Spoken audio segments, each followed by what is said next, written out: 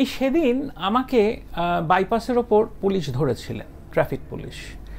আসলে ঘটনাটা ঘটেছে যে একটি স্ট্রোক পেশেন্ট ভর্তি হয়েছে এবং আমি ড্রাইভ করে আসছিলাম। বাইপাসে এখন বিভিন্ন জায়গায় স্পিড ক্যামেরা রাখা আছে, ওনারা কিন্তু থামের আড়ালে লুকিয়ে থাকেন এবং তারপর যেই আপনার স্পিডটা একটু বেশি হয় পরবর্তী একটু দূরে গিয়ে ওনারা আপনাকে আটকান। তো আমাকে এরকম আটকানো হয়েছে কারণ আমার একটি স্ট্রোক পেশেন্ট ভর্তি হয়েছে, আমি একটু তাড়াতাড়ি ড্রাইভ করে আসছিলাম।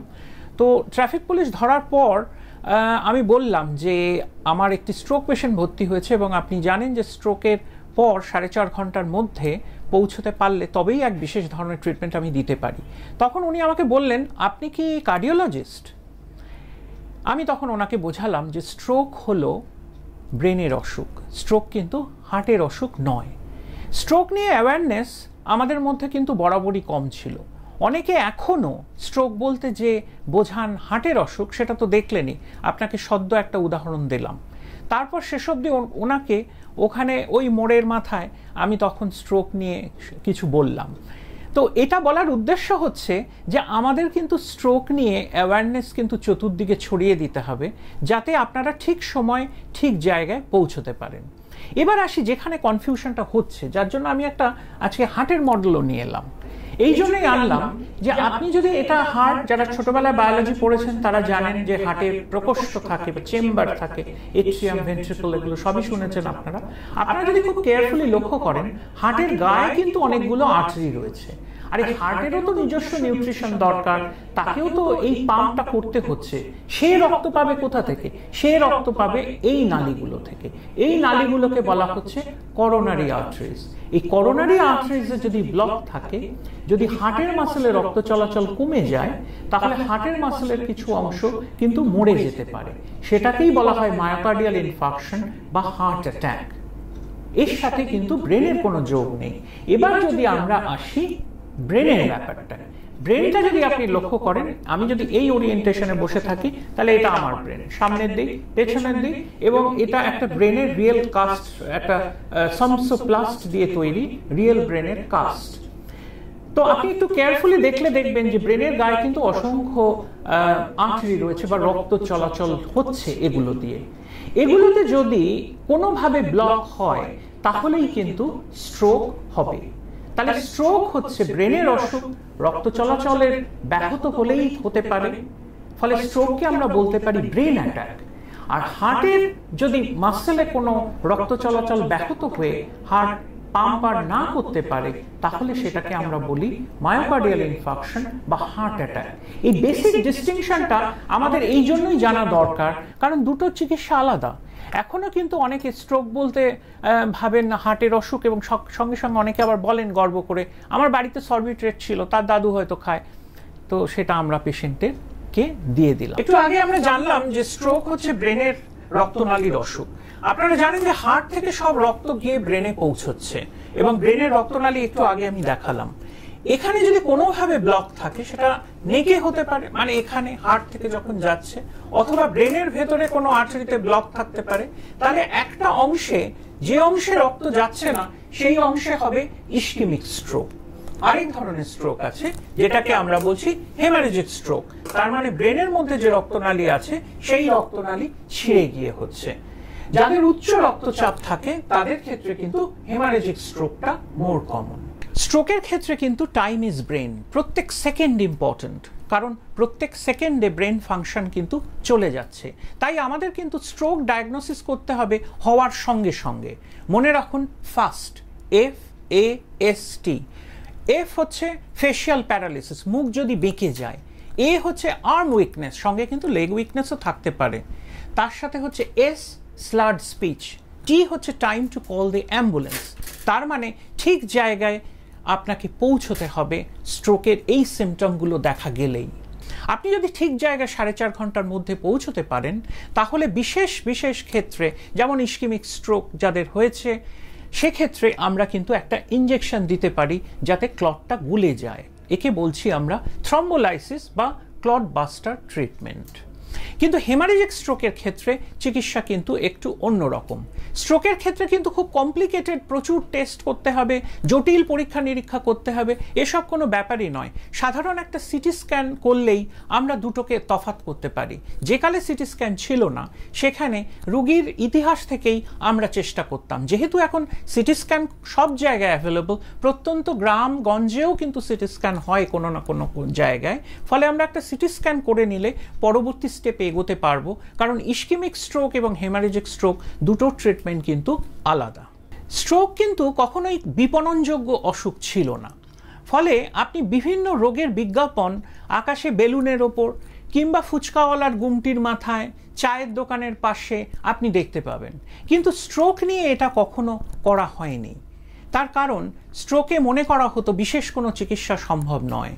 কিন্তু এখন স্ট্রোক নিয়ে কিন্তু অনেক কিছুই করা যায়। কিন্তু এর আবার একটা অন্য দিকও আছে। অনেকে কিন্তু ভয় পেয়ে যাচ্ছেন, স্ট্রোক মানেই ভাবছেন প্রচুর খরচা সাপেক্ষ কোনো চিকিৎসা।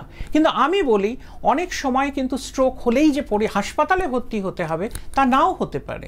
ধরুন আপনি 4.5 ঘন্টার পরে আপনি স্ট্রোকের রুগীকে নিয়ে এলেন, তাহলে আপনি আউটপেশেন্টও নিয়ে আসতে পারেন। সেক্ষেত্রে সেই পেশেন্টের চিকিৎসা কিন্তু বাড়িতেও চলতে পারে। আরেকটা কথা মনে রাখতে হবে, যদি আপনি 4.5 ঘন্টার মধ্যে আনতে পারেন, সেক্ষেত্রে কিন্তু হাসপাতালে ভর্তি হয়ে প্রপার চিকিৎসা নেওয়াটাই জরুরি। যে সময় করোনা ছিল, মানুষ ভয় পাচ্ছিলেন, আমাদের কাছে পৌঁছচ্ছিলেন না, হাসপাতালগুলো খোলা থাকলেও ভয়ে কেউ আসছেন না। সেই সময়ও কিন্তু আমি অনেক স্ট্রোক রোগীকে চিকিৎসা করেছি ভিডিও কলের মাধ্যমে। তাদেরকে আমি দেখেছি, তাদের সিটি স্ক্যান আমি হোয়াটসঅ্যাপে পেয়েছি, তারপর তাদের হোয়াটসঅ্যাপ ভিডিও কলে আমি দেখে চিকিৎসা করেছি। অনেকেই আমাকে খুব অবাক করে দিয়েছেন, প্রথমবার আমার সামনে যখন দরজা খুলে দাঁড়িয়েছেন, তারা নাকি আমাকে দেখিয়েছেন ভিডিও কলে। অনেককেই আমি মনে রাখতে পারিনি। এবার আসি, স্ট্রোক কি করে প্রতিরোধ করব। স্ট্রোকের কিন্তু কিছু রিস্ক ফ্যাক্টর আছে, যেগুলো আপনারা অনেকেই শুনেছেন। তার মধ্যে একটা হচ্ছে উচ্চ রক্তচাপ, ডায়াবেটিস বা মধুমেহ রোগ, কোলেস্টেরল যদি বেশি থাকে, আপনার ওয়েট যদি বেশি থাকে, আপনি যদি স্মোক করেন এবং অ্যালকোহল খান, এগুলো সবই কিন্তু স্ট্রোকের রিস্ক ফ্যাক্টর। আরেকটা ইম্পর্টেন্ট রিস্ক ফ্যাক্টরের কথা বলবো, সেটা হচ্ছে ফিব্রিলেটিং হার্ট। আপনার হার্ট যদি ইরেগুলারলি বিট করে, তাহলে হার্ট যখন অ্যাবনর্মাল রিদম থেকে নর্মাল রিদমে যাচ্ছে বা নর্মাল রিদম থেকে অ্যাবনর্মাল রিদমে যাচ্ছে, তখন হার্টের মধ্যে ক্লট তৈরি হচ্ছে। আর সেই ক্লট সার্কুলেশনে যদি ছড়িয়ে পড়ে, সেটা যদি ব্রেনে গিয়ে আটকায়, তাহলে সে রক্তনালী আটকাবে। ফলে এট্রিয়াল ফিব্রিলেশন স্ট্রোকের কিন্তু একটা সিগনিফিক্যান্ট রিস্ক ফ্যাক্টর, যেটা আমাদের কিন্তু মাথায় রাখতে হবে। একটা ব্লাড প্রেশার দেখা আজকালকার দিনে কিন্তু বিশেষ একটা খরচা সাপেক্ষ ব্যাপার নয়। আপনি স্মোকিং ছাড়তেই পারেন, এবং সুগার যদি থাকে আপনার, শুধু ফাস্টিং পিপি করলে হবে না, আপনাকে 3 মাসের অ্যাভারেজের দিকে নজর রাখতে হবে, মানে গ্লাইকোসাইলেটেড হিমোগ্লোবিন। ফলে আপনার চিকিৎসকের পরামর্শ নেবেন, যাতে আপনার স্ট্রোকের চান্স, রিস্ক অনেক বেশি কমে যায়। স্ট্রোকের আরেকটা ট্রিটমেন্ট সম্বন্ধে একটু বলি, সেটা হচ্ছে যে ক্লটটা যেখানে জমে আছে, সেই ক্লটটাকে কিন্তু ওষুধ ছাড়া মেকানিক্যাল ওয়েতেও বের করে আনা যায়। কিন্তু এই ফ্যাসিলিটি আমাদের দেশে সব জায়গায় নেই।